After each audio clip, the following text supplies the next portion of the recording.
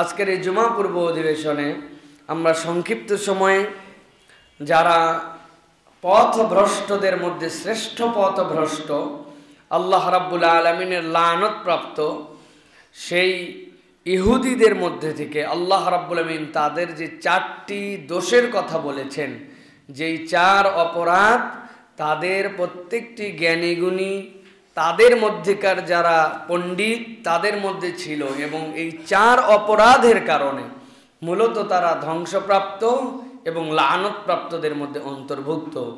এখন এই 4 দোষ আমাদের মধ্যেও ঢুকেছে, এবং সেই 4 দোষগুলি কি ছিল আজকে আমরা সংক্ষিপ্ত সময়ে ইহুদি আলেমদের মূলত 4টি যে অপরাধ এবং তাদের যে দোষ ছিল আল্লাহ কোরআনে যেটা উল্লেখ করেছেন সে বিষয়ের উপরে সংক্ষিপ্ত আলোচনা করব, এবং এই দোষ যেন আমাদের মধ্যে না আসে সেখান থেকে বেঁচে থাকার জন্য আমরা আল্লাহ রাব্বুল আলামিনের সাহায্য চাবো এবং দৃঢ় প্রতিজ্ঞ হব।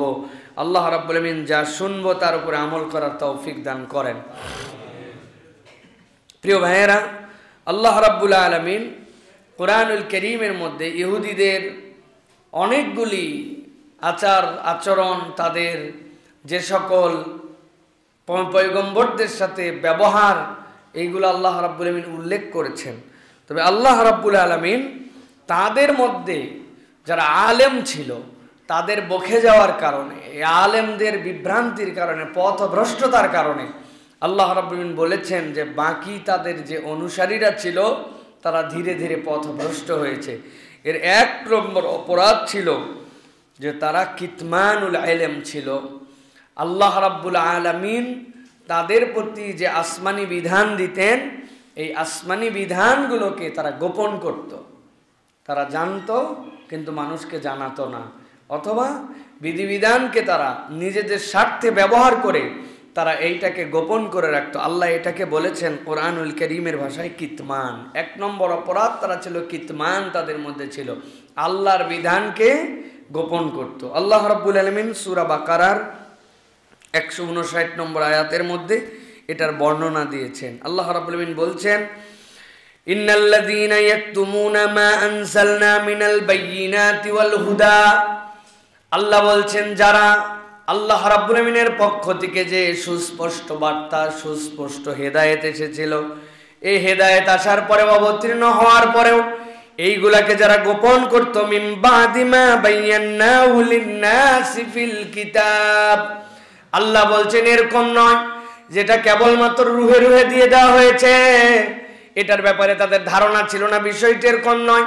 আল্লাহ বলছেন মিন বাদি মা বায়্যানাহু, এই বিষয়টা তাদের কাছে স্পষ্ট ছিল, আর স্পষ্ট ছিল এইভাবে লিন-নাস, সাধারণ মানুষের জন্য, ফিল কিতাব, কিতাবের মধ্যে এই বিষয়কে আল্লাহ উল্লেখ করে দিয়েছিলেন।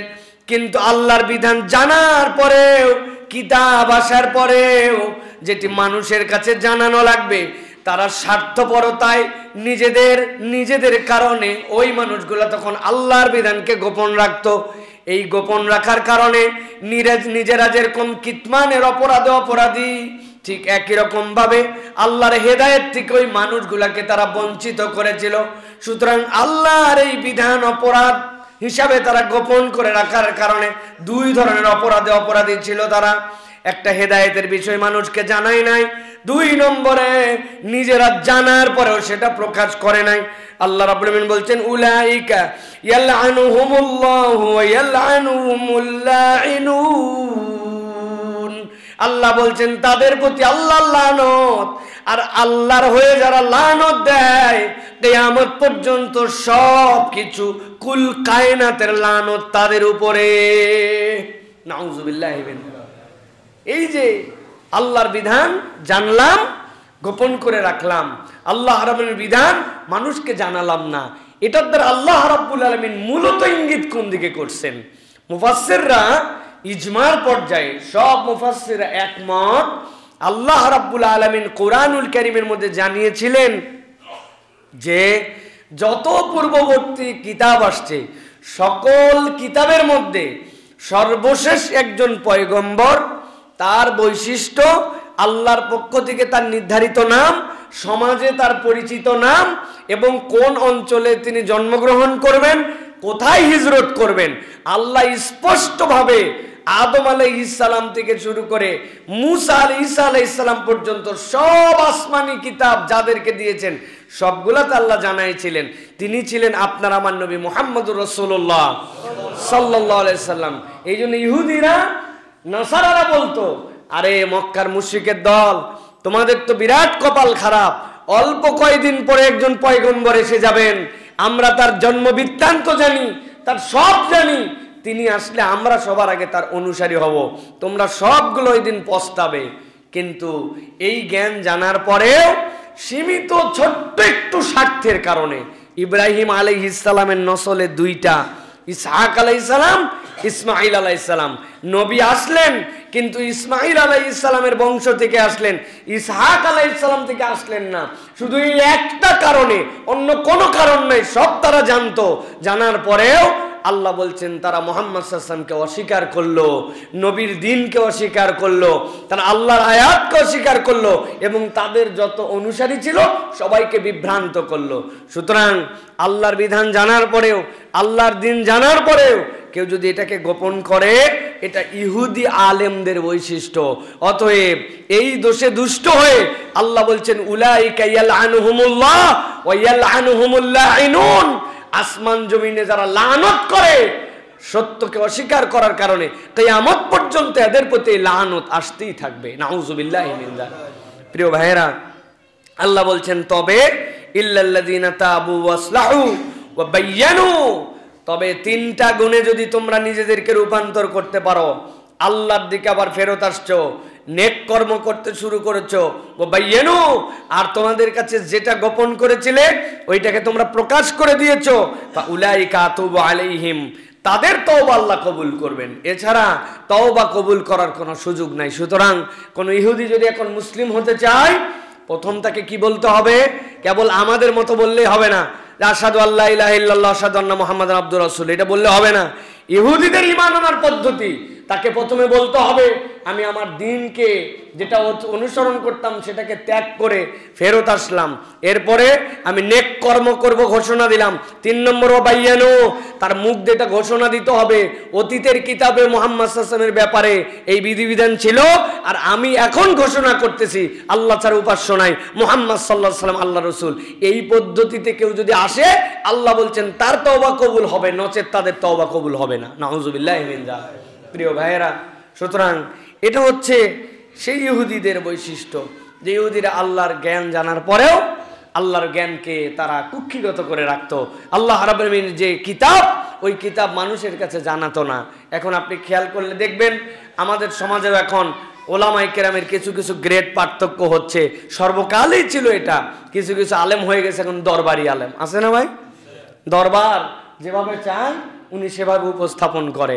3 দিন আগে বলে আমার জান বেঁচে থাকতে কোনোদিন আমি এই সকল পলিটিক্সে যাব না, আবার তার বাপ ওসিয়ত করে গেছে, দাদা ওসিয়ত করে গেছে, আবার দেখা যাচ্ছে যে এমপির অফার পাইলে ছাড়ে না, সংসদে যায় দোয়াও করে। এরকমও আমরা দেখতে পাইছি প্রিয় ভাইরা আমাদের সমাজের মধ্যে। সুতরাং এই দুনিয়াতে আল্লাহ সব আমাদেরকে দেখিয়ে রেখেছেন এবং আল্লাহ রাব্বুল আলামিন বলে রেখেছেন যে কিতমান, আল্লাহর পক্ষ থেকে তুমি যে আল্লাহর বিধান জানার পরেও এটাকে গোপন রাখলে, এই সত্য মিথ্যার পার্থক্যটা মানুষের কাছে উপস্থাপন করে দিলে না, যদি এই চরিত্র কারোর মধ্যে ঢোকে তাহলে বোঝা যাবে এই চরিত্রটা হচ্ছে দুনিয়ার ইহুদি যারা ছিল ওই ইহুদি আলেমদের চরিত্র। আল্লাহ আমাদেরকে এখান থেকে হেফাজত করবেন, আল্লাহুম্মা আমিন। প্রিয় ভাইয়েরা, আল্লাহর বিধান যেটা জানা হবে সেটা আপনাকে জানিয়ে দিতে হবে। আল্লাহ রাব্বুল আলামিন এইটা আপনার মাত্র দায়িত্ব দিয়েছেন। ইহুদিদের স্বভাব কিরকম ছিল, আপনারা যেগুলো বাইবেল এখনো আছে, তাদের যে সকল কিতাব আছে, এই যে ওল্ড টেস্টামেন্ট, নিউ টেস্টামেন্ট, এইগুলোর মধ্যে আছে, তারা এমনভাবে আল্লাহ রাব্বুল আলামিনের বিধানকে ইউহাররিফুনাল কালিমা, আল্লাহ রাব্বুল আলামিনের কথাকে ঘুরাইছে যে কোরআনুল কারীম সেইগুলোকে আপনার আমার জন্য জানিয়ে রেখেছে। এই উম্মতের উপরে রমাদান ফরজ, রমাদানের সিয়াম ফরজ। এর আগে প্রত্যেক উম্মতের প্রতি সিয়াম ফরজ ছিল, কামা কুতিবা আলাল্লাযিনা মিন ক্বাবলিকুম। এটা তাফসীরের মধ্যে মুফাসসিররা বলছেন যে কামা কুতিবা আলাল্লাযিনা মিন ক্বাবলিকুম এটা কোন পর্যন্ত ছিল? প্রত্যেক উম্মতের উপরে পহেলা মুহররম থেকে 10 মুহররম যেটা আমাদের, এই 10 দিন কমসে কম সিয়াম ফরজ ছিল। ক্রাইটেরিয়ায় কিছু পার্থক্য ছিল, কিন্তু সিয়াম ফরজ ছিল। এক লোক আসছে ইহুদির কাছে, আসার পরে বলছে আমার মাঠের মধ্যে প্রচুর গরু ছাগল, এইগুলো চড়াতে হয়, এইগুলো দেখতে হয়, এই রকম গরমের মধ্যে আমি কেমনে রোজা রাখি? বলছে তোমার কতগুলা ছাগল? বলছে আমার ধরেন 500 বা 1000। বলছে এর মধ্যে থেকে যদি তুমি 40টা দাও তাহলে তোমার জন্য বিধান কিছু কম বেশি করা যাবে। 40টা উট তো বিশাল ব্যাপার, দরাদরি করে আরো কমে নিয়ে আসছে। নিয়ে আসার পরে ফতুয়া দিছে যদি কারো শতাধিক উট থাকে, শতাধিক যদি তার পাল যেটা তাকে চড়াতে হয় এরকম উট থাকলে তার জন্য এই মুহররমের রোজা না রাখলেও চলবে। কয়টা উটের বিনিময়ে? এটা কোনো বানানো হিস্ট্রি নয়, এটা কোনো গাল গল্প নয়, এগুলো তাদের কিতাবের মধ্যেই এইগুলো বর্ণনা দেওয়া আছে। অথচ শতাধিকের উপরে উট গেলে তার জন্য জাকাত ফরজ হয়ে যায়, তার জন্য আরো বিধান এক্সট্রা হয়। আর তারা এরকম করে বিধানকে উল্টা পাল্টা করে দিছে। আল্লাহ বলছেন কিভাবে? ওরা কি জানতো না? জানতো। আল্লাহ বলছেন ওরা জানতো। মিন বাদি মা বায়্যানাহু লিন-নাসি ফিল কিতাব, কিতাবের ভিতরে আল্লাহ রাব্বুল আমিন মানুষের জন্য কি লাগবে আল্লাহ জানায় রেখেছিলেন, কিন্তু জানার পরেও তারা এটাকে গোপন করে রেখেছে। এটা 1 নম্বর, এখান থেকে আমাদের বাঁচতে হবে প্রিয় ভাইরা। 2 নম্বর আল্লাহ রাব্বুল আমিন বলছেন এই ইহুদিদের চরিত্র ছিল সিদাত। সিদাত মানে হচ্ছে মানুষকে দিন থেকে ফিরায় রাখা। নিজেরাই কেবল দিনের পাবন্দি করে, মনে করছে দিনকে কুক্ষিগত করে রাখা। দিন যদি সবাই বুঝে ফেলে, সবাই যদি পালন করতে শুরু করে, তাহলে তাদের তো আর ভ্যালু থাকবে না। এই জন্য পীরতন্ত্রের মতো বিভিন্ন তন্ত্র মন্ত্রের মতো তারা নিজেরা মানুষদেরকে দিন থেকে ফিরায় রেখে নিজেরা কেবল দিনের অনুসরণ এবং দিনের ঝান্ডা বাহক হিসেবে নিজেদেরকে উপস্থাপন করত। আল্লাহ রাব্বুল আমিন সূরা তাওবার 34 নম্বর আয়াতের মধ্যে ডিটেইলসে বিষয়ে আল্লাহ কথা বলেছেন। আল্লাহ বলছেন ইয়া আইয়ুহাল্লাযীনা আমানু ইন্না কাসীরাম মিনাল আহবারি ওয়ার রুহবান লা ইয়াকুলুনা আমওয়ালান নাস বিল বাতিল ওয়া ইয়াসুদ্দুনা আন সাবিলিল্লাহ। আল্লাহ রাব্বুল বলছেন সমাজের মধ্যে কতকগুলো ইহুদিদের মধ্যে এইরকম সংসার বিরাগী পণ্ডিত ছিল, যারা নিজেদেরকে সংসার থেকে দূরে নিয়ে চলে গেছে। সংসার ধর্ম করা এইগুলাকে তারা পছন্দ করত না, বরং সংসার বিরাগী হয়ে তারা কোনো গাছতলা বটতলা কোনো আশ্রম সেই জায়গাতে তারা থাকতে শুরু করেছে। আর আল্লাহ রাব্বুল আমিন বলছেন আর কতকগুলা ছিল আহমার, এমন মানুষ যেইগুলা এই পণ্ডিতি করত কিতাবের ব্যাপারে। একে তো পণ্ডিত, 2 নম্বর সংসার বিরাগী। আল্লাহ বলছেন লা ইয়াকুলুনা আমওয়ালান নাসি বিল বাতিল, এই মানুষগুলা মানুষের সম্পদগুলা না হক পদ্ধতিতে বাতিল পদ্ধতিতে সম্পদ ভক্ষণ করত। অর্থাৎ তাদের যে ধার্মিকতা, তাদের যে সংসার বৈরাগ্য, এইটা নিরেট আল্লাহর জন্য নয়, এইটা বরং তাদের ভণ্ডামি ছিল। এই রকম চরিত্রের মানুষ আমাদের দেশেও এখনো খুঁজে পাওয়া যায় নাকি? আল্লাহ রাব্বুল আমিন বলছেন ওয়ায়াসুদ্দুনা আন সাবিলিল্লাহ, আর এদের চরিত্র ছিল মানুষকে আল্লাহ রাব্বুল আমিনের দিক থেকে তারা ফিরায় রাখতো। কেমনে ফিরায় রাখতো? ওরা বলে আমরাই তোমাদের জন্য যথেষ্ট, তুমি আমার ভক্ত, তুমি আমার মুরিদ। আমি যদি তোমারে তরায় না নিতে পারি তো আমি আবার কিসের পীর সাহেব হলাম, কিসের আবার পণ্ডিত হলাম, কিসের আবার ধর্মের এত বড় আমি এতদিন ধরে সমাজ টমাজ সব বাদ দিয়ে যে আমি নিরেট আল্লাহর জন্য ধর্মকর্ম করছি, তাহলে আমার পাওয়ার আর কোথায় থাকলো? আল্লাহ বলছেন ওয়ায়াসুদ্দুনা আন সাবিলিল্লাহ, তারা আল্লাহর দিক থেকে মানুষকে ফিরায় রাখতো। ওয়াল্লাযীনা ইয়াকনিজুনাজ যাহাবা ওয়াল ফিদ্দাতা ওয়া লা ইউনফিকুনাহা ফী সাবিলিল্লাহ ফাবাশশিরহুম বিআযাবিন আলীম।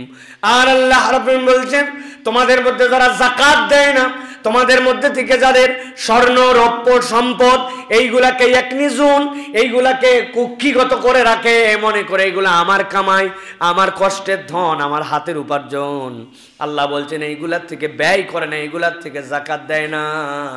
আল্লাহ বলছেন এদের চরিত্র আর ওদের চরিত্র এক। ওরা কেবলমাত্র ধর্মকে কুক্ষিগত করে মানুষের থেকে অবৈধ খাবার খাইতো, অবৈধভাবে সম্পদের মালিক হইতো। আর দুনিয়ার বুকে আরেক শ্রেণী আছে যারা নিজেরা কামাই করার পরে সেইটা আবার ব্যয় করে না, না, সেইটা নিজে কুক্ষিগত করে রাখে। আল্লাহ রাব্বুল আলামিন কোরআনুল কারীমের মধ্যে বলছেন, এই মানুষগুলার জন্য রাসূল আপনি জানাই দেন, ফাবাশশিরহুম বিআযাবিন আলীম, এদের জন্য শুভ সংবাদ আল্লাহ রাব্বুল আলামিনের যন্ত্রণাদায়ক শাস্তির। অতএব প্রিয় ভাইয়েরা, বারবার আমরা বলি, আপনাদের কাছে এই মেসেজ পরিষ্কার করার চেষ্টা করি। আল্লাহ কোরআনে যেই জায়গায় বলেছেন ওয়ানফিকু, তোমরা ব্যয় করো, আল্লাহ রাব্বুল আলামিন সেই জায়গাতেই বলেছেন মিম্মা রাযাকনাকুম, যেই রিজিক আমি তোমাদেরকে দিয়েছি, আমি আমার চোখ দিয়ে দেখতে পাই, আমার কষ্টের কামাই, এটা আমার হাতের কামাই। কিন্তু আল্লাহ বলছেন বান্দা এটা তোমার হাতের কামাই নয়, আমি আল্লাহ রাব্বুল আলামিন অনুগ্রহ করে দয়া করে তোমাকে এই রিজিক দিয়েছি। আপনার আমার মতোই দেখতে, দুইটা চোখ আছে, নাক আছে, কান আছে, মাথা আছে। লোকজন তাকে দেখার পরে, এত কিছু থাকার পরেও মানুষ বলে না, পাগল বলে। ওই লোকের সব থাকার পরেও ব্রেনের মধ্যে থেকে একটু তার ছুটে যাওয়ার কারণে পাগল বলে। আর আপনি আমি বাহাদুরি করে মনে করি আমি যে মানুষ হিসাবে সুস্থ মানুষ আছে, এটা আমার ক্রেডিট। আল্লাহ দুই একটা পাগল এই জন্য সমাজের মধ্যে দিয়ে দেখান, বান্দা তোমার মতোই চোখ, কান, নাক, কান সব কিছু থাকার পরেও সে যদি পাগল হয়, আপনার আমার এমন কোনো যোগ্যতা নাই যে রব্বুল আলামিন আপনাকে আমাকে আপনার আমার যোগ্যতায় সুস্থ রেখেছেন। অতএব যে আল্লাহ আপনাকে চাকরি করার যোগ্যতা দিলেন, কামাই করার যোগ্যতা দিলেন, সুস্থভাবে আপনি বিজনেস পরিচালনা করতেছেন, এইটুকু পর্যন্ত আপনার মাথায় বোধের জায়গা দিলেন, এটা আল্লাহর দয়া। এই জন্য আল্লাহ বলছেন ওয়ামিম্মা রাযাকনাহুম ইউনফিকুন, সম্পদওয়ালা হলেই কেবল মনে করো না সম্পদটা আমার হাতের কামাই। আল্লাহ বারবার বলছেন আমি তোমাকে রিজিক দেই, ওই রিজিক থেকে তুমি খরচ করো। এই জন্য আল্লাহ বলছেন যারা তার দেওয়া রিজিক একবারে কুক্ষিগত করে রাখবে, আল্লাহ শ্লেষ করে বলছেন নবীকে দিয়ে, ফাবাশশিরহুম বিআযাবিন আলীম, তাদের কাছে আপনি খবর দেন আনন্দের খবরটা কি, তাদেরকে যন্ত্রণাদায়ক শাস্তি দেওয়া হবে। এইটা বান্দার জন্য আনন্দ নয়, বরং আল্লাহ রাগ করে বান্দাকে এই উপদেশ দিয়েছেন। আল্লাহ রাব্বুল আলামিন বলছেন ওই দিনের কথা মনে করো। কোন দিন? আল্লাহ বলছেন ইয়াউমা ইউহমা আলাইহা ফি নারি জাহান্নামা ফাতুকওয়া বিহা জিবাহুম ওয়া জুনুবুহুম ওয়া যুহুরুহুম। আল্লাহ বলছেন যেই দিন তোমার এই সম্পদ তোমাকে উত্থিত করা হবে, আল্লাহর সামনে ওঠানোর পরে তিন জায়গায় তোমার এই সম্পদ দিয়ে দাগ দেওয়া হবে।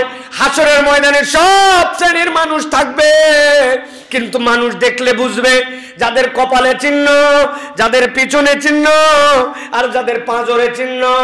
বাম পাশ ডান পাশ থেকে পাঁজর দেখা যাবে, সামনে থেকে কপাল দেখা যাবে, পেছন থেকে পিঠ দেখা যাবে।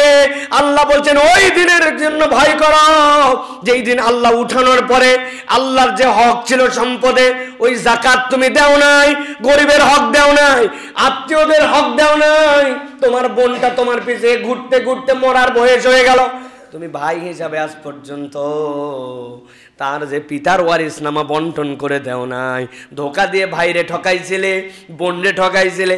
আল্লাহ বলছেন আমার কাছে উঠবে যখন, প্রথম চিহ্ন দেওয়া হবে তোমার জন্য জিবাহুহুম, তোমার কপালে। এরপর আল্লাহ বলছেন ওয়া জুনুবুহুম, পাঁজরে। এরপর আল্লাহ বলছেন ওয়া যুহুরুহুম, তার পিঠে।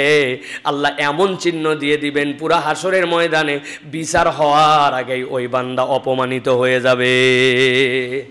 এটা হচ্ছে তার কুক্ষিগত, যেটা সে জড়ো করে রাখছিল, ওই সম্পদের চিহ্ন এখানে দেওয়া হবে তার জন্য। এটা আগুনে ছ্যাঁক দেওয়ার মতো আল্লাহ বলছেন চিহ্ন দিয়ে দেওয়া হবে।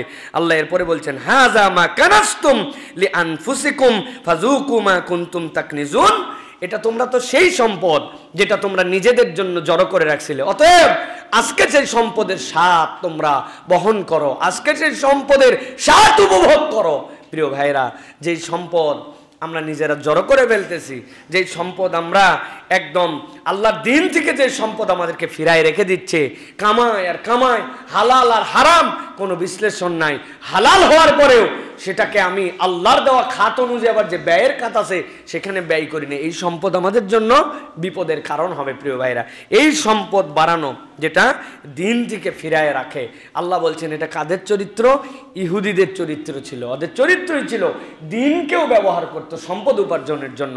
আল্লাহ রাব্বুল আলামিন যেন আমাদেরকে এখান থেকে হেফাজত করেন, বলেন আল্লাহুম্মা আমিন। যার যতটুকু, অন্তত জাকাত না দিলে বিপদ প্রিয় ভাইরা। বাকি দান না করলেও আল্লাহ ফরজ করেন নাই, আল্লাহ উৎসাহ দিয়েছেন, কিন্তু জাকাত ফরজ, এটা তুটা পাই, আপনাকে হিসাব করে এটা আদায় করে দিতে হবে। নানান অজুহাতে মানুষ জাকাত দেয় না এখন। তার মধ্যে অন্যতম একটা অজুহাত হচ্ছে যে আমাদের ট্যাক্স দেই, আমি হচ্ছে আয়কর রিটার্ন দাখিল করি, হ্যাঁ আমি কিনি হচ্ছে এইগুলো সব ভ্যাট দিয়া, তারপর আবার কিসের জাকাত? এক মুরগি কয়বার জবাই হয় বলে না ভাই? ভাই আপনি জাকাত আর ট্যাক্সের মধ্যে আপনি পার্থক্যই বোঝেন নাই। জাকাত হচ্ছে আল্লাহ রাব্বুল আলামিন আপনার যে সম্পদ দিয়েছেন, ওই সম্পদটা সাহেবে নিসাব হলে এরপরে ওইটা যদি 1 বছর আপনার অতিক্রম হয়, আল্লাহ তার উপরে আপনার পক্ষ থেকে নির্ধারণ করেছেন একটা হক, এটা আল্লাহ রাব্বুল আলামিনের হক। এখন ট্যাক্স তো কোন দিন বাড়ে, কোন দিন কমে, কোন পণ্যে আছে, কোন পণ্যে নাই, কোনটাতে নিবে, কোনটাতে নিবে না।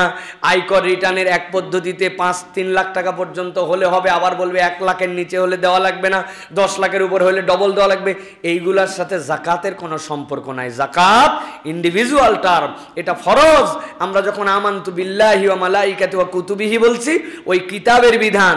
অতএব এখানে কোনো পণ্ডিতি করলে আল্লাহ বলছেন ওই দিন যাওয়ার পরে হাযা মা কানাসতুম লি আনফুসিকুম ফাযুকু মা কুনতুম তাকনিজুন, আজকে যা তোমরা জড়ো করছো এই জড়ো করাটার স্বাদ গ্রহণ করো। অতএব ওই দিন যে আমাদের বিপদে পড়তে হবে, আল্লাহ রাব্বুল আলামিন আমাদেরকে যেন জাকাত দাতাদের অন্তর্ভুক্ত করেন।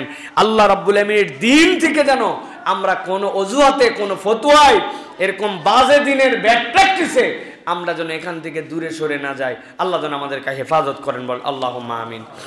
প্রিয় ভাইরা, 3 নম্বরে এই ইহুদি আলেমদের অভ্যাস ছিল ইলহাদ। ইলহাদ করা, ইলহাদ মানে কি? আয়াতের বাঁকা অর্থ করা। একটা আয়াতের অনেক ধরনের সম্ভাবনা আছে অর্থের, ওরা নিজেদের মতো অর্থের বিনিময়ে আল্লাহর আয়াতকে বাঁকা অর্থে রূপান্তর করছে। ওরা আজকে যে মুসলমানদেরকে হত্যা করে, কি হিসেবে মুসলমানদেরকে হত্যা করে জানেন? ওরা মুসলমানদেরকে হত্যা করে, ওদের ফতোয়াতে এটা জায়েজ। কোন হিসাবে? ওরা মনে করে যে একমাত্র নাজাতপ্রাপ্ত দল হচ্ছে তারা, লান তামাসসানান নারু ইল্লা আইয়ামাম মা'দুদা। ওই যে নবী তাদেরকে রেখে কয়দিনের জন্য গিয়েছিলেন, ওই 40 দিন যে অপরাধ করেছিল, ওই অপরাধে আল্লাহ শাস্তি দিবেন, তবে এর বেশি আর শাস্তি দিবেন না। তারাই একমাত্র নাজাতপ্রাপ্ত দল। আর নাজাতপ্রাপ্ত দল ছাড়া যারা অন্যরা, তাদেরকে ইচ্ছা মতো মারলেও তাদের জন্য কোনো গুনাহ নাই। এই জন্য ওরা যে হত্যা করে, এরা যারা ধর্ম মেনে হত্যা করে, তারা মুসলমান মারাকে কোনো অপরাধী মনে করে না। আর ইসলাম কি মনে করে? ইসলাম মনে করে যে একটা প্রাণকে, সে মানুষ তো দূরের কথা, অন্যায়ভাবে একটা প্রাণকে হত্যা করাকেও ইসলাম অপরাধ মনে করে। অন্যায়ভাবে একটা প্রাণকেও আপনি হত্যা করতে পারবেন না। আপনি চিন্তা করছেন যে একজন তাহাজ্জুদ গুজার, তাহাজ্জুদ যে নামাজ পড়ে সে তো আর 5 ওয়াক্ত পড়ে না, তাই তো না? তাহলে 5 ওয়াক্ত পড়ার পরে তাহাজ্জুদ গুজার, তার একটা বিড়াল, বিড়ালটাকে ছাড়েও না, খাবারও দেয় না। নবীজি বলছেন এই যে তাহাজ্জুদ গুজারিটা, এটাও তার কাজে দেয় নাই, এই বিড়াল হত্যার জন্য জাহান্নামে চলে যাবে। সুবহানাল্লাহ। আর আল্লাহ কেমন কৃতজ্ঞ, আল্লাহ রাব্বুল আলামিন কেমন কৃতজ্ঞ। আল্লাহ বলছেন আল্লাহর কৃতজ্ঞতাটা দেখো। একজন মহিলা ব্যভিচারিণী কুকুরকে দেখলো, পিপাসার্ত, এমন পিপাসার্ত যেন সে মরে যাচ্ছে, সে নিজের মুজা খুলে, জুতা খুলে, নিচ থেকে পানি তুলে খাওয়ালো। আল্লাহ ওই ব্যভিচারিণীকে মাফ করে দিলেন। ব্যভিচারিণীকে কি হিসাবে মাফ করলেন আল্লাহ? ভেবে দেখছেন কি হিসাবে? না, ব্যভিচারিণীকে আল্লাহ মাফ করলেন।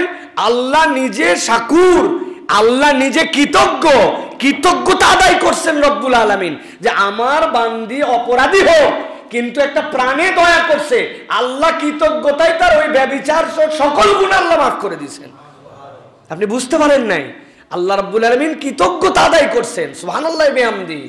ওর তো গুনার জায়গায় ছিল, কিন্তু রব্বুল আলামিন কৃতজ্ঞ। এই জন্য ইসলাম বলছে মাল্লাম ইয়াশকুরিন নাস লাম ইয়াশকুরিল্লাহ। আপনি আমি যদি মানুষের কৃতজ্ঞতা আদায় করতে না পারি, প্রকৃতার্থে আল্লাহর কৃতজ্ঞতা আদায় করতে পারবো না। কেননা আল্লাহর কৃতজ্ঞতা তো এইরকম যে রব একটা প্রাণে দয়া করার জন্য একজন নিকৃষ্ট অপরাধীকে আল্লাহ ক্ষমা করে দিয়েছেন। সুবহানাল্লাহ। তাহলে মানুষের অল্প একটু উপকার পাইলে কেমন তার প্রতি কৃতজ্ঞ হওয়া উচিত? আমাদের কোনো কৃতজ্ঞতা নাই। আমরা কৃতজ্ঞতা দেওয়া সবসময় দায়িত্বের মধ্যেও মনে করি না। আর উপকারীকে ভুলে যাওয়া তো এখন আমাদের কর্তৃত্ব এবং দায়িত্বের মধ্যে পড়ে। আরে উপকার করছে একসময় এরকম ঠেলায় পড়লে সুযোগ ছিল, কত অজুহাত দিয়ে আমরা তাকে উড়াই দেই। অথচ নবী করিম সাল্লাল্লাহু আলাইহি সাল্লাম শিখিয়েছেন জাযাকাল্লাহ খাইর। এটা কি জন্য? এটা ন্যূনতম থেকে ন্যূনতম একটা কৃতজ্ঞতা। আপনি যার কৃতজ্ঞ হবেন না, আপনি প্রকৃতার্থে আপনার হৃদয়টা তখন আল্লাহর কৃতজ্ঞতায় নিবেদিত করতে পারবেন না। এই জন্য মানুষকে ধন্যবাদ দিতে শিখেন ভাই, মানুষকে ধন্যবাদ দিতে শেখেন। ছোট থেকে বড়, ছোট্ট একটু ইস্যু, কিন্তু আপনি সেটাতে কৃতজ্ঞ হন। ছোট্ট একটু ইস্যু যেরকম আপনার জন্য আল্লাহর কাছে আপনার মর্যাদা বৃদ্ধির কারণ হবে, সওয়াবের কারণ হবে। নবীজি বলছেন কেউ একজন একটা বোঝা বাহনে তুলতে পারছে না, তুমি বোঝাটুকু একটু ধরে বাহনে উঠাই দিয়েছো, আল্লাহর কাছে এটা একটা কবুল সদাকা হিসেবে লেখা হবে। 4টা ব্যাগ বাজারের রিক্সায় উঠতে পারছে না, আপনি ফট করে একটা ব্যাগ ধরে টেনে উপরে তুলে দিয়েছেন, আপনি জানেন না আপনি কি করছেন। আপনি নবী করিম সাল্লাল্লাহু আলাইহি সাল্লামের একটা দেওয়া আদেশ পালন করেছেন। আল্লাহ বলছেন নবীর মাধ্যম দিয়ে মানুষের কৃতজ্ঞ হও। আপনি মনে করছেন কেউ আপনার ব্যাগটা তুলে দিল, আপনি কি করলো, তুলে দিল আলহামদুলিল্লাহ, আপনি বললেন ধন্যবাদ ভাই, আপনি মনে করলেন আমি কেবল ধন্যবাদ বললাম, কিন্তু আপনি তো জানেনই না এই ধন্যবাদ বলার কারণেও আপনার আমলনামা একটা সওয়াব হলো, ওই লোক তো খুশি হলোই, ধন্যবাদ বলাও ইবাদত। সুবহানাল্লাহ। আমরা এই টার্মগুলা ফিল করি না, হৃদয় থেকে অনুভব করি না, মনে করি যাক আল্লাহ নবী বলছে এই জন্য আমাকে কেউ একজন একটা উপকার করলো। ভাই কলম আছে, হট করে আপনি লিখতেছেন, কলম ছিল না, সে টুপ করে একটা কলম দিয়েছে, আপনি লিখে ভাই থ্যাংক ইউ ভাই আপনি কলম দিয়েছেন। আপনি যে থ্যাংক ইউ বলছেন, উনি যে কলম দিছে, কলম দেওয়াও যেরকম ইবাদত, আপনার থ্যাংক ইউটা বলাতে সে খুশি হয়েছে যে অন্তত লোকটা কৃতজ্ঞ, কিন্তু আপনার এই থ্যাংক ইউটাও একটা ইবাদত। আল্লাহ এই কৃতজ্ঞতাই শ্রেষ্ঠ, আল্লাহর কোনো তুলনা নাই, তুলনাহীন রব্বুল আলামিন, তিনি এই কৃতজ্ঞতায় ওই বান্দিকে মাফ করে দিয়েছেন। সুবহানাল্লাহ। আমরা এভাবে খেয়ালই করি না প্রিয় ভাইরা। আল্লাহ রাব্বুল আলামিন এই জন্য এই যে বান্দার এই নিয়ামত, এই নিয়ামতটা আল্লাহ বলেন বাড়াতে চান, কিন্তু বান্দা নিতে চায় না। আল্লাহ বলছেন আমি কিভাবে বাড়াবো? তুমি কৃতজ্ঞ হও, আমি রব বাড়াবো। আর আমার মধ্যে কোনো কৃতজ্ঞতা নাই, আমার মধ্যে কোনো শুকর গুজার নাই, আমার হৃদয়ের মধ্যে খালি নাই নাই নাই নাই নাই নাই, খাই খাই খাই খাই খাই খাই, পাই নাই পাই নাই পাই নাই, কি পাইছি এটার কোনো মূল্যায়ন করি নাই। ঠিক না ভাই?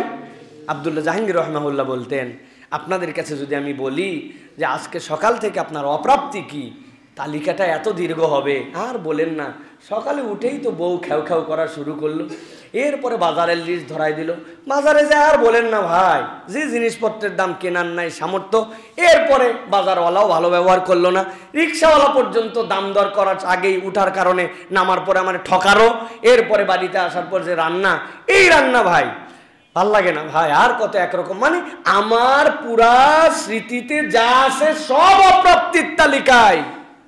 কিন্তু আপনি জানেন না যে রিক্সায় আপনি উঠছিলেন, আমাদের মসজিদের মুয়াজ্জিন বেলাল ভাই জানে, কিছুই তার অপরাধ না, কোনোই দোষ না, রিক্সাটায় বাজার করে সে বাড়ির দিয়ে যাচ্ছিল, পেছন থেকে একটা ট্রাক মেরে দেওয়ার কারণে আজকে তার পিছে 4-5 লক্ষ টাকা খরচ, ব্রেন ঠিক মতো কাজ করে না, এলোমেলো কথা বলে, উল্টা পাল্টা, ধাক্কা লেগে পড়ে গেল। আল্লাহ তুমি আর কিছু না হোক, তুমি আমাকে নিরাপদে আমার বাড়ি পর্যন্ত ফেরত আসছিলে, এই কৃতজ্ঞতা যদি আপনার মনে না আসে, আমার মসজিদের মুয়াজ্জিনকে 2000 টাকা করে প্রত্যেক সপ্তাহে দিয়ে যায়। জ্বালা কি জিনিস প্রিয় ভাইরা। এই জন্য আল্লাহ বলছেন তোমার তো সেভের জায়গাটাই বেশি, বান্দা আক্রান্ত হয় বেশি না বাঁচে বেশি? আছে কয়টা? 2টা তো কেবল নাম জানি, কিরামান কাতিবিন, একজনের নাম কিরামান আর একজনের নাম কাতিবিন, তাই তো নাকি? না রে ভাই, সম্মানিত 2টা ফেরেশতা, এরা কিরামান কাতিবিন, এরা লেখক সম্মানিত ফেরেশতা, এদের নাম কিরামান কাতিবিন না। এই 2 ফেরেশতা, বাকিগুলা আপনাকে আমাকে হেফাজত করে সব সময়। ইস আল্লাহ, বাঁশের কোনাটা এই জায়গায় আর একটু হলে খোঁচা লাগছে, আয় হায় হায় যেমনে ধাক্কা লাগছিল আল্লাহ নিজে হাতে বাঁচালো। অল্পের জন্য বেঁচে গেলাম, পড়ছিলাম বলে। এটার ভাব বেশি না পড়ার ভাব বেশি? গুতা খাওয়ার বেশি না বাঁচা বেশি? বলেন না ভাই? বাঁচা বেশি, ফুল লাইফ বাঁচা। এই চোখের আশপাশে গুতা লাগছে কতবার, পড়ে যেতে ধরছিলাম কতবার, আর পড়ছেন কয়বার হিসাব করেন। গুতা তো একবার বরাবর লাগলে খানা হয়ে যেতেন, লাইফে গুতাই লাগে নাই আপনার। হেফাজত করে কে? রব্বুল আলামিন। আল্লাহ বলছেন ওই রবের কৃতজ্ঞ হ, আমি আল্লাহ তোকে আরো হেফাজত করব, আরো বাঁচাবো। বান্দার কোনো কৃতজ্ঞতা বোধই নেই। কৃতজ্ঞতার দুইটা দিক, একটা আল্লাহ যা বলছেন তা আপনাকে মেনে নিতে হবে, আল্লাহর হুকুম হাকামের প্রতি আপনাকে পালনকারী হিসাবে কৃতার্থ হতে হবে। খালি মুখের কৃতজ্ঞতা হলে হয় না। আপনি একজন লোকের পিছনে পুরা বাঁশ দিয়ে দিচ্ছেন আর বলছেন হ্যাঁ ভাই আপনি আমাকে একবার বাঁশ দেওয়া থেকে বাঁচিয়েছিলেন, এই জন্য আপনার প্রতি অনেক ধন্যবাদ। ধন্যবাদ বলতেছেন আর বাঁশ দিচ্ছেন, কেমন হবে ভাই? এইটার উদাহরণ দিব একটা বাস্তবিক উদাহরণ। সারা জীবন রাজনৈতিক লিডাররা একজন আর একজনের বিরোধিতা করে, জেলে দেয়, মিথ্যা মামলায় আটকায়, মরার পরে বলে অনেক ভালো ছিলেন। হ্যাঁ, ওনার মতো মহান লিডার হয় না। জাতীয় সংসদ চত্বরে ওনার জানাজা, বুঝছেন না আপনি? কি হিসাব বাঁশ দেওয়া একজন আরেকজনের পিছনে, কিন্তু শেষে বুঝতে পারতেছেন তো ভাই? চিনছেন তো এরকম চরিত্র আপনারা? না, হাজার হাজার এরকম আছে আমাদের ভাই সমাজের মধ্যে। এত ফালতু চরিত্র এইটা। আল্লাহ বলছেন এইটা তোমার কৃতজ্ঞতা নয়, কৃতজ্ঞতা মা আমার আল্লাহ বিহি, আল্লাহ তোমাকে যা নির্দেশ দিয়েছেন ওইগুলো ফলো করো। আল্লাহ বলছেন মিথ্যা বলো না, হয়ে গেছে আল্লাহর কৃতজ্ঞতা। আল্লাহ বলছেন সুদ খায়ো না, খান না, হয়ে গেছে আল্লাহর কৃতজ্ঞতা। 5 ওয়াক্ত নামাজে আসো, নামাজ পড়ে বলছেন হয়ে গেছে আল্লাহর কৃতজ্ঞতা। আল্লাহ বলছেন আমি এই কৃতজ্ঞতাটা দেখতে চাই, সাথে মুখের কৃতজ্ঞতাটা তোমার প্রকাশ থাকবে। আল্লাহ তোমার নিয়ামত বহুগুণ বাড়াই দিবেন। লাযিদান্নাকুম, আল্লাহর জন্য নুনে শকিলা লাগে না। এই সাধারণ মানুষ নুনে শকিলা বুঝবেন না, এর মানে কি? আলেম ওলামা বুঝবে। আল্লাহর জন্য এটা লাগে না, কিন্তু আল্লাহ বলছেন আমি তারপরেও তোমার জন্য বললাম লা ইন শাকারতুম লাযিদান্নাকুম, আমি আল্লাহ গ্যারান্টার হলাম তোমাকে বাড়াই দেব। সুবহানাল্লাহ। এখন বুঝেন আমার নিয়ামত বাড়ে না কেন? উল্টা মিলান, তার মানে আমি পূর্ণ কৃতজ্ঞ হতে পারি নাই। কথা কি ঠিক ভাই? নিয়ামত বাড়ে নাই কেন? উল্টাটা মিলান, আমার কৃতজ্ঞতা হয় নাই, আমার সূত্র মিলে নাই, এই জন্য অঙ্কের ফলাফল আসে না। আল্লাহ রাব্বুল আলামিন এই জন্য বলছেন প্রিয় ভাইয়েরা, আল্লাহ রাব্বুল আলামিনের কৃতজ্ঞ হও। আল্লাহ আমাদেরকে কৃতজ্ঞতার বোধ জাগ্রত করার তৌফিক দেন, বলেন আল্লাহুম্মা আমিন। ইলহাদ অর্থ বাঁকা করা, আল্লাহ রাব্বুল আলামিন বলছেন এই স্বভাব ছিল ইহুদিদের। কি? ইন্নাল্লাযীনা ইউলহিদুনা ফি আয়াতিনা লা ইয়াখফাউনা আলাইহা, আল্লাহ বলছেন ওদের মধ্যে থেকে কতকগুলা মানুষ ছিল যারা আল্লাহর এই কালামকে, আল্লাহর কোরআন, আল্লাহ রাব্বুল আলামিনের দেওয়া বিধানকে তারা বিকৃত অর্থে ব্যবহার করত। ফি আয়াতিনা লা ইয়াখফাউনা আলাইহা, অথচ এর সঠিক অর্থ কি তারা জানতো, জানার পরেও তারা বলে না। এখন বলেন তো বাংলাদেশে সবচেয়ে কোরআনের মাজলুম আয়াত কোনটা বলতে পারবেন? বাংলাদেশে কোরআনের সবচেয়ে মাজলুম আয়াত হচ্ছে লাকুম দীনুকুম ওয়ালিয়া দিন। আমার দৃষ্টিতে অন্য আয়াত থাকতে পারে। হিন্দু বলে লাকুম দীনুকুম ওয়ালিয়া দিন, বেঈমানও বলে লাকুম দীনুকুম ওয়ালিয়া দিন, ইমানদারও বলে লাকুম দীনুকুম ওয়ালিয়া দিন, কোরআন বুঝে যে সেও বলে লাকুম দীনুকুম ওয়ালিয়া দিন, স্বার্থ যার যেখানে ব্যবহার করা দরকার সেখানেও বলে লাকুম দীনুকুম ওয়ালিয়া দিন। ঠিক কি না? মানে কি? তোমার ধর্ম তোমার, আমার ধর্ম আমার, ঝামেলা ঝঞ্ঝট করার দরকার কি আছে?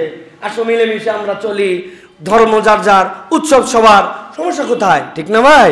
তুমিও তোমার ধর্মের মধ্যে বলা নাই মদ খাবে, আমার ধর্মেও বলা নাই, কিন্তু উৎসব যেহেতু অতএব দুইজন মিলে আসো, এক টান বিড়িতে আমি আগে দেই, পরেরটা তুমি দাও। তবে বিড়ির ভিতরে আর বিড়ির মাল নাই, ভিতরে গাঁজা ভরা আছে না ভাই? লাকুম দীনুকুম ওয়ালিয়া দিন হয় নাই? ঈদের দিনে মুসলমান ছেলেরা টেন্ট বানায় লাল পানি নীল পানি খায় না? পূজার মধ্যে হিন্দুদের ওইরকম অনুষ্ঠানের মধ্যে চুয়ানি খায় না, মদ খায় না? লাকুম দীনুকুম ওয়ালিয়া দিন। নাউযুবিল্লাহি মিন যালিক। অথচ এই আয়াতে কারিমার দ্বারা আল্লাহ আল্লাহর দিন থেকে সকল দিনকে বের করে দিয়েছেন। কুল ইয়া আইয়ুহাল কাফিরুন। আল্লাহ খুব কম জায়গায় কাফের সম্বোধন করছেন কোরআনে। আল্লাহ বলছেন কাফেরদেরকে বলেন, পার্থক্য হয়ে গেল। তোমরা কারা? মুমিন। উল্টা কারা? কাফের। আল্লাহ খুব কম জায়গায় কাফের সম্বোধন করে কথা বলছেন। আল্লাহর আদরের সম্বোধন দিয়ে পুরা কোরআন ভরা। কুল ইয়া আইয়ুহান নাস ইয়া আইয়ুহাল মুমিনুন ইয়া আইয়ুহাল্লাযিনা আমানু। কিন্তু আল্লাহ এই জায়গায় বলছেন আইয়ুহাল কাফিরুন, কাফেররা। পার্থক্য হলো কি পার্থক্য? কুল ইয়া আইয়ুহাল কাফিরুন লা আ'বুদু মা তা'বুদুন, খবরদার সাবধান, তোমরা প্রস্তাব নিয়ে এসছো। এক বছর মুহাম্মদ সাল্লাল্লাহু আলাইহি ওয়াসাল্লাম আপনার সাথে আমরা আল্লাহর ইবাদত করি, আরেক বছর আপনি আসনামের ইবাদত করেন। আমি আল্লাহর পক্ষ থেকে জেনে বলে দিলাম লা আ'বুদু মা তা'বুদুন, তোমরা যার ইবাদত করো তার সাথে আমার কোনো সম্পর্ক নাই। আবার বলতেছেন আল্লাহ ওয়ালা আনা আবিদুম মা আবাদতুম ওয়ালা আনতুম আবিদুনা মা আবুদ। একবার বলছি না, বুঝো নাই? আবারও বলতেছি, তোমরা যার ইবাদত করো আমার সাথে সম্পর্ক নাই, আমি যার ইবাদত করি তার সাথে তোমার কোনো সম্পর্ক নাই। লাকুম দীনুকুম ওয়ালিয়া দিন, তোমার দিন তোমার, আমার দিন আমার, আমার দিনের কৃষ্টি কালচার আদর্শ উৎসব আনন্দ আমার, তোমারটা তোমার, দুটার মধ্যে সম্পর্ক নাই। ঠিক কি না? এটা নাই আয়াত, আপনি এটাকে জুলুমকারী হিসাবে ব্যবহার করছেন, এটা গুণকার ইলহাদ। ইন্নাল্লাযীনা ইউলহিদুনা ফি আয়াতিনা লা ইয়াখফাউনা আলাইহা, মনে করেন না ওরা বোঝে না, বুঝেও নিজ স্বার্থে, নিজ রাজনৈতিক স্বার্থে, নিজের চরিতার্থ করার জন্য, নিজেদের উদ্দেশ্য পূরণ করার জন্য এই আয়াতের অপব্যাখ্যা করে। ঠিক কি না? আল্লাহ বলছেন এটা ইহুদিদের চরিত্র, সাবধান হও। আল্লাহ বলছেন তবে আনন্দের একটা সংবাদ আছে, আফামাই ইউলকা ফিন নারি খায়রুন আম্মাই ইয়াতি আমিনান ইয়াউমাল কিয়ামাহ। তোমাদের মধ্যে কেউ কেউ কিয়ামতের দিন আসার পরে জিজ্ঞাসা করি তোমাদের কাছে, তোমাদের কি জাহান্নামের স্বাদ গ্রহণ করতে ভাল লাগবে নাকি ইমানদারদের সাথে থেকে নিরাপদ থাকতে ভাল লাগবে? তুমি তোমার রাস্তা মেপে নাও। তুমি যদি লাকুম দীনুকুম ওয়ালিয়া দীনের ব্যাখ্যা অপব্যাখ্যা করো, তুমি ওই দিন জাহান্নামে যাবে। আর আল্লাহর দ্বীনের ব্যাখ্যা যে সঠিক করবে, দুনিয়াতে তার হয়তো কষ্ট হতে পারে, এই কথা বলার কারণে তির্যক মন্তব্য আসতে পারে, আপনাকে আমাকে খোঁচা দিয়ে বলে দিতে পারে এদেশ আফগানিস্তান হবে না, এদেশ পাকিস্তান হবে না, চলে যাও আফগানিস্তানে পাকিস্তানে, আল্লাহর দ্বীন যদি প্রতিষ্ঠিত করতে যাও। আমরাও বলতে চাই এই দেশে জন্মগ্রহণ করছি, আমরা ভেসে এই দেশে আছি নাই, জন্মসূত্রে এই দেশে আমরা থাকি। আমাদেরকে এত সহজে অন্য দেশে চলে যাও বললে না, শুনলাম এটা সম্ভব নয়। ঠিক কি না? আমরা ভেসে আসি নাই, আল্লাহর দ্বীনের কথা হকটা বলে যাব, যা ইচ্ছা তাই করতে পারেন দুনিয়াতে। কিন্তু আল্লাহ বলছেন দিন তো অল্প দিন, আফামাইয়ুল কাফিন নারি খায়র, দেখা হবে ওইখানে। যাওয়ার পরে তুমি যদি মনে করো জাহান্নাম তোমার আবাসস্থল ভালো, তো এই সকল পাতলা ডাইলগ মারো। আর যদি মনে করো যে ইমানদারদের সাথে হবে, তাহলে আজকের থেকে তোমার হিসাব বদলাও। আল্লাহ রাব্বুল আলামিন বোধের জায়গাটা জাগ্রত করুক। ঠিক কি না? আমরা কোনোদিন বলছি এই দেশকে আফগানিস্তান বানাতে চাই? কথা বলেন। পাকিস্তান বানাতে চাই? আমরা বলছি ইরাক বানাতে চাই, সৌদি আরব বানাতে চাই। কেন চাই না? আমরা তো ইমান সৌদি আরবের দেখে আনি নাই, আমরা ইমান আফগানিস্তানের দেখে আনি নাই।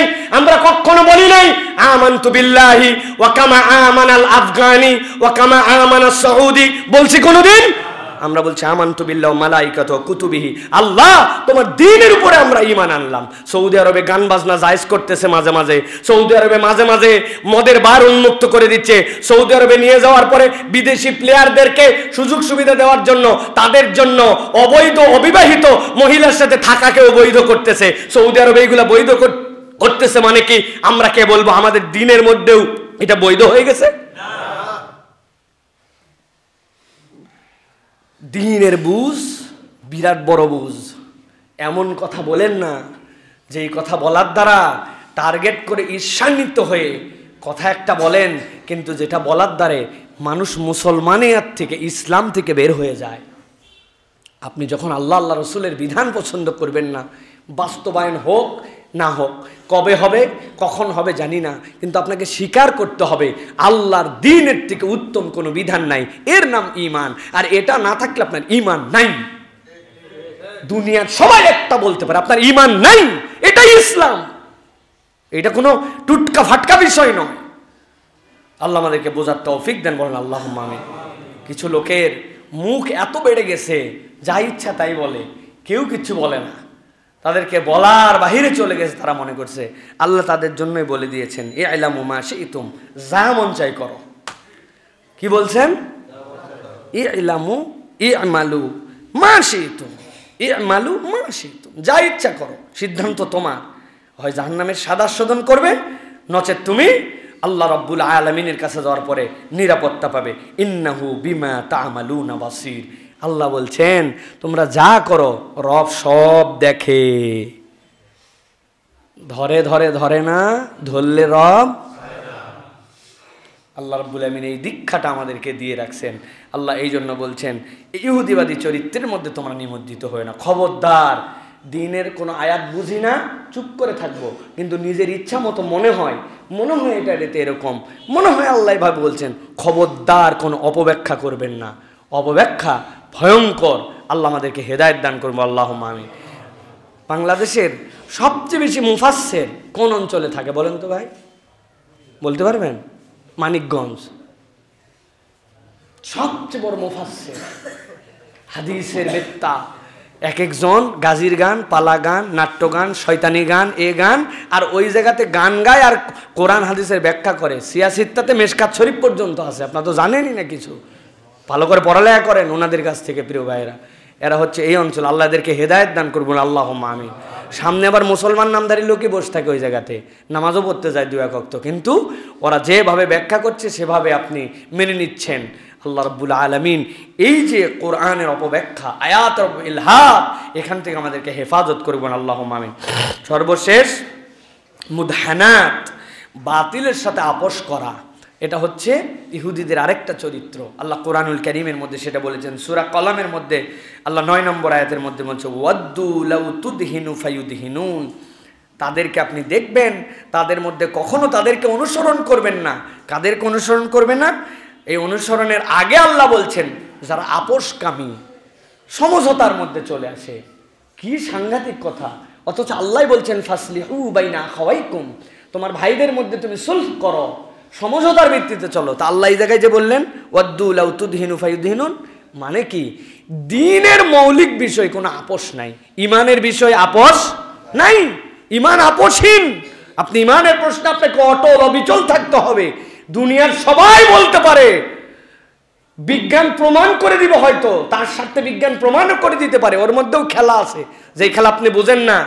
ওই গবেষণা, ওই ভুয়া গবেষণা, ভুয়া জার্নাল, ভুয়া স্ট্যাটিস্টিক্স, ভুয়া সূত্র আপনাকে গিলাই দিবে, কারণ আপনি তো গবেষক নন, আপনি বুঝবেন না। বলে দিবে যে না, মানুষের জেনেটিক কোডিংও পরিবর্তন করা সম্ভব। যেহেতু টেসলার বিজ্ঞানীরা নতুন করে এই যে মানুষের ব্রেনের মধ্যে চিপ পর্যন্ত বসাচ্ছে, তাহলে ওই দিক দিয়ে কোডিং চেঞ্জ করা সম্ভব। হ্যাঁ, কোডিং চেঞ্জ করলে কি হবে? ছোটোর থেকে সে পেনিস নিয়ে বড় হোক আর মেয়েদের অঙ্গ নিয়ে আসুক, আসলে সে মানুষ রূপে আসছে, বড় হয়ে সে সিদ্ধান্ত নিবে সে ছেলে না মেয়ে। তারা কোনোদিন প্রমাণ করে দিতেও পারে, যদিও এই মুহূর্ত পর্যন্ত সম্ভব নয়। আপনি যতই অঙ্গ কেটে ফেলেন, আপনার অঙ্গ কাটার পরেও আপনার জেনেটিক কোডিং চেঞ্জ হয় না, সব অঙ্গহানি হয়। পুরুষ পুরুষই থাকে, নারী নারীই থাকে। ওই পুরুষটাই বড় হয়ে নারী রূপ নিয়ে বলতেছে, এখন আমি তো যেহেতু নারী, বিয়ে করব তো অপোজিট একটা, তাহলে কাকে করব? তাহলে আমি একটা ছেলে বিয়ে করব। কিন্তু ছিল পুরুষ, বলছে নারী, আসেই পুরুষ, বিয়ে করছে একটা পুরুষকে। আমরা বলতেছি এর নামই সমকাম। এটা সমকাপের সিস্টেমেটিক বীজ।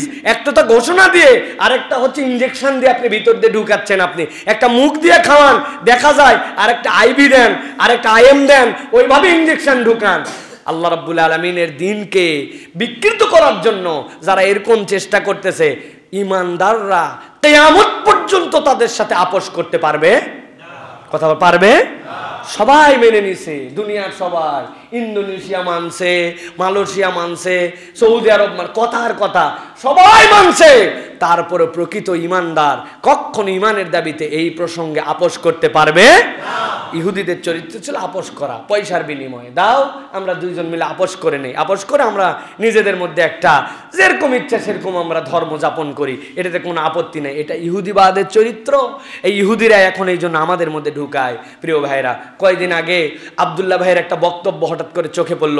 শাইখ আব্দুর রাজ্জাক বিন ইউসুফের ছেলে আব্দুল্লাহ ভাই, আল্লাহু আকবার, অনেক ইন্টেলেকচুয়াল মানুষ। ভাই বলতেছিলেন, উনি তো ইংল্যান্ডে অর্থনীতির উপরে ওখানে পিএইচডি করেন সম্ভবত, যে ভাই ওদের বাচ্চা কাচ্চা 8টা 10টা ইহুদিদের। এর আমিও দেখছি আমেরিকায়। আমেরিকা একটা জায়গা আছে, সম্ভবত নিউ ইয়র্ক থেকে কোনো একটা দিকে বের হয়ে যাচ্ছিলাম, তখন ওই রাস্তার দুই পাশ দিয়ে ইহুদিদের জায়গা। এবং ইহুদিদের একমাত্র আমেরিকাতে কেউ জালনাতে গ্রিল লাগায় না, ওদের কালচারই নাই, ওদের বেলকনি কালচার নাই, যেহেতু শীত প্রধান টাইপের দেশ। আর জালনাতে কখনো গ্রিল লাগায় না ওরা, জানলা কাঁচের হয়। কিন্তু একমাত্র ইহুদিদের বাড়িতে তাকালে দেখা যাবে ওরা জানালাতেও গ্রিল লাগায় রাখে ওদের নিরাপত্তার জন্য। ওদের ট্রলিতে 2 বাচ্চা, ডানে বামে 2 বাচ্চা, পিছনে 2 বাচ্চা, আর ওরা বাংলাদেশ সহ মুসলমান দেশের মধ্যে প্রমোট করায় 2টি হলে ভালো, একটা হলে আরো ভালো, না হলে তো কথাই নেই। আপনার দলিল খুঁজে দেখেন, আপনার দলিল যেটা স্ট্যাম্প কিনছেন, স্ট্যাম্পের পিছে ওইটা লেখা আছে না? কি বুঝাতে চাই? স্ট্যাম্পের মধ্যে ওটা কেন দেওয়া, রাষ্ট্রীয় জিনিসপত্রের মধ্যে ওটা কেন দেওয়া? তারা আমাদের প্রজন্মের ঘাটতি করাতে চায়। তাদের টেকনিক হচ্ছে এইটা। তারা সব সময় এই টেকনিকে মুসলমানদেরকে, অন্যান্যদেরকে ধোঁকা দিবে সব জায়গাতে। ওরা মদ গাঁজা খাওয়াকে প্রমোট করে না, ওরা এটার থেকে বাচ্চা কাচ্চাকে হেফাজত করায়, আর বিশ্বব্যাপী মদের ব্যবসা করায়। বিশ্বব্যাপী মদ সব জায়গায় যেন ছড়ায় যায়, এই কালচার নেতারা অস্থির আছে। আপনি মনে করতেছেন আপনি যে সকল ভালোবাসা দিবসের যে সকল অজাচার, অনাচার, অন্যায় করতেছেন, এইগুলাতে তারা সারা রাত ব্যাপী মত্ত থাকে না, ওরা আর্লি ঘুমায়, সকালে উঠে মুসলমানের সন্তানরা ফজরের আগ পর্যন্ত জেগে থেকে সকালবেলা ঘুমায়, আর ওরা কাজে লাগে। প্রিয় ভাইয়েরা, এই যে আমাদের মধ্যে এই কালচারটা নষ্ট করে দিয়ে আমাদের মধ্যে থেকে কি লাভ? আমাদেরকে বাতিলের সাথে আপোষ করাবে। যার ইমানের জোর থাকবে না, ইমান বুঝবে না, কিসে ইমান থাকে কিসে ইমান চলে যায়, এই কনসেপ্ট যার জানা নাই, ওর কাছে আপোষই কি আর নিরাপোষই কি। কথা ঠিক কিনা ভাই? আপনি জানেন যে আপনার যদি শরীর দিয়ে রক্ত প্রবাহিত হয়ে যায়, প্রস্রাব হয়, পায়খানা হয়, আপনার অজু ভেঙে যায়, আপনি অজু ভঙ্গের কারণ জানেন। আর যেই ব্যক্তি অজু ভঙ্গের কারণই জানে না, ওই ব্যক্তির প্রস্রাব পায়খানার পর অজু ভাঙলো কি না ভাঙলো এটা নিয়ে তার হেডেক আছে। ছোটবেলার কথা বলি, আমরা যখন কোরআন শরীফ পড়ার জন্য প্রথম হেফজখানায় গেছি, হেফজখানায় যাওয়ার পরে 4টা বাথরুম, ছাত্র আমরা 80 জন, কি ভিড় মাগরিবের সময়। আমার ছোট ছোট দোস্ত, তখন আমার কত বয়স, তখন 5 বছর 5.5 বছর, মনে ওইগুলার নাম মনে নাই, চেহারা মনে আছে যে আমার যারা দোস্ত। তো দোস্তদের মধ্যে আমরা ভাগ করে নিয়েছি। একদল দোস্ত বলছে যে দোস্ত এই প্রস্তাবও লাগছে, আবার অজু করা লাগবে। তো এখন এত চাপ, এখন সকলে অজুখানায় ভিড় বেশি, প্রস্তাবখানায় ভিড় কম, আবার কয়েক সময় অজুখানায় ভিড় কম, প্রস্তাবখানায় ভিড় বেশি। তো এক দল করছে কি, আগে অজু করে নিছে, নিয়ে পরে প্রস্তাব করে নিব আমরা। আগে অজু করে নিয়ে পরে প্রস্তাব করে, এরপরে যেহেতু প্রস্তাবখানা যখন ফাঁকা হবে প্রস্তাব করে চলে গেল। বলেন তো ভাই, এটা কেন করছে? জানে না। কি জন্য? জানে না। আমরা ছোট মানুষ, আমরা জানি না। আমরা চিন্তা করছি যে কোনো একটা কাম তো আগায় রাখতে হবে, আমরা অজুই আগায় রাখছি, রাখে পরে প্রস্তাব করে মসজিদে গেছি। পরে হুজুরের কাছে এই খবর গেছে যে হুজুর, বড়রা যারা কি করছে জানেন? বলে কি? বলে প্রস্তাবখানায় ভিড় দেখে আগে অজু করছে, অজু করে পরে মুইতে সবগুলো মসজিদে চলে গেছে। হ্যাঁ, ব্যাকল কোথাকার, আজকের থেকেই পড়ানো শুরু করো অজু ভঙ্গের কারণ কি কি। ওই দিন অজু ভঙ্গের কারণ পড়াইছে, প্রস্তাব বা পায়খানার রাস্তা দিয়ে কিছু বের হলে অজু ভেঙে যায়। সেই দিন বুঝছি হায় হায়, এ অজুতে এত মজবুত অজু না যে প্রস্তাব করলেও ভাঙবে না। তো এই যে না জানা, এখন আপনি ইমান কিসে চলে যায় আপনি জানেনই না। আপনাকে লিবারেল বানাই দেওয়া হয়েছে, আপনার ছেলেপেলেকে সবজির মতো বানাই দেওয়া হয়েছে, আলু যার সাথে দিবে তার সাথে চলে, এত আধুনিক, এত আপডেটেড। ওর কাছে তো ইমানের মূল্য নাই। ইমানের মূল্য যখন না থাকবে, সে যার তার সাথে আপোষ করবে, আদর্শ বলে তার কিছু থাকবে না। ঠিক কিনা? এই চরিত্রটা ঢুকানোর জন্য আমাদের এই শিক্ষা কার্যক্রমের মধ্যে এই সকল জিনিস চলতেছে। এই জিনিস চলতেছে, অনুশাসন নষ্ট করে দেওয়া। রাত 12টায় মাগরিবের নামাজের পরে 2 রাকাত নামাজ পড়তে কয় মিনিট লাগে আমার বাপ মা জানে। এর 5 মিনিট পর দেরি করে আসলে বাড়িতে কি শাস্তি, এটা আমরা পাইছি প্রিয় ভাইয়েরা। আর আপনার বই আপনাকে শিখাচ্ছে যে রাহেলা বেগম 6 বছর ক্লাস 6-এ পড়বে, কিন্তু রাত 12টা পর্যন্ত পিকনিক করে আসার পরেও কিছু বলা যাবে না, অথবা পিকনিকে অ্যাটেন্ড না করলেও তার বন্ধুর মন খারাপ হতে পারে, মানসিক এটা একটা প্রভাব পড়তে পারে, এই জন্য সে রাত 12টা পর্যন্ত যেতে পারে, আপনার কিচ্ছু বলা যাবে না। 2 ছেলে মেয়ে, তাদের মধ্যে এত ভালোবাসার বিনিময় হয়ে গেছে যে এই কারণে বাপ মা বলছে না, রাস্তাঘাটে দাঁড়ায় এরকম করে তোমরা গল্প করতে পারো না, তোমরা বড় হতে শুরু করছো। 2 জন 2 ক্লাসের ফার্স্ট গার্ল আর ফার্স্ট বয়, এটাতে উনার যে ছাত্রী তার বিপর্যস্ত হয়ে গেল তার। আর ছেলে তো মদ গাঁজাই খাওয়া শিখে ফেললো ক্লাস 6-এ। বুঝালো কি? বুঝালো আপনার পরিবার শাসন করা যাবে না। এগুলো দ্বারা কি শিখাতে চায়? আপনার সন্তানদেরকে আপনার গ্রিপের বাহিরে নিয়ে যেতে চায়, আদর্শের বাহিরে নিয়ে যেতে চায়। একটা ছেলে স্কুলে থাকে 5 ঘন্টা আর বাকি 19 ঘন্টা থাকে পরিবারের সাথে। সপ্তাহে 2 দিন ছুটি যদি বাদ দেন তাহলে পুরো সপ্তাহটাই বাপ মায়ের সাথে থাকে হিসাবে। বাপ মায়ের শাসন তার বেশি করা যাবে না। স্কুল যা শেখাবো ওইটুকু নিয়ে থাকতে হবে। এগুলো দ্বারা কি করতে চাই ভাই? বুঝেন না আপনি? বোঝার চেষ্টা করেন। এর দ্বারা আমাদের পরিবার ধ্বংস করে দিতে চায়, সামাজিকভাবে আমাদের বন্ধন নষ্ট করে দিতে চায়, আমাদের সন্তানদেরকে নৈতিকতাহীন করে দিতে চায়। দেওয়ার কারণ কি? ওয়াদ্দু লাউ তুদহিনু ফায়ুদহিনুন। এরা আপোষকামী তখন হবে। আরে আমরাই তো সবাই মিলেমিশে চলি, ঝামেলা করার দরকার নাই। মিলেমিশে চললে ডাইরেক্ট সবগুলো আবর্জনা হিসেবে জাহান্নামে চলে যাবেন। জান্নাতের মণিমুক্তা আলাদা, ওইটা মিলেমিশে ময়লার সাথে থাকে না। আল্লাহ রাব্বুল আমিন বলছেন ওয়ালা তুতি কুল্লা হাল্লাফিন মাহিন। আর আপনি অনুসরণ করবেন না যারা অধিক পরিমাণে শপথ করে, কথায় কথায় আল্লাহর কসম, আল্লাহর কিরা নানান ধরনের কসম কিরা কাটে, অধিক শপথ করে মিথ্যাবাদী, এদের সাথে ইমানদারের সম্পর্ক নাই।